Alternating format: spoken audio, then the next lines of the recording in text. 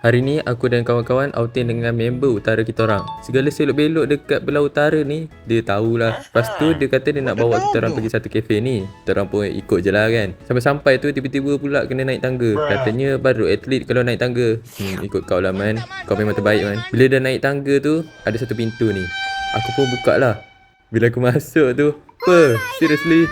Terkejut aku tengok dalam dia. Ada orang jemput masuk. Awal-awal aku ingat museum sebenarnya. Tengok-tengok ada kek kat tempat display. Inilah rupanya kafe dia. Nama kafe ni Sub Cafe dekat Lost Star. Nampak simple tapi padu. Sebab kata orang less is more. Aku rasa orang yang design kafe ni mesti dapat A dalam RBT dulu. Tak tahu pula kat sini ada jual-jual rumah. Kalau korang nak order, boleh scan je QR ni yang dah ada dekat atas meja korang. Lepas tu tunggu je lah makanan sampai. Kenapa tiba-tiba makin menambah pula makanan kat atas meja ni? Aku tak makan nasi lagi hari ni. Jadi aku order menu jimat yang ada dekat kafe ni. Menu dia sebenarnya banyak je guys.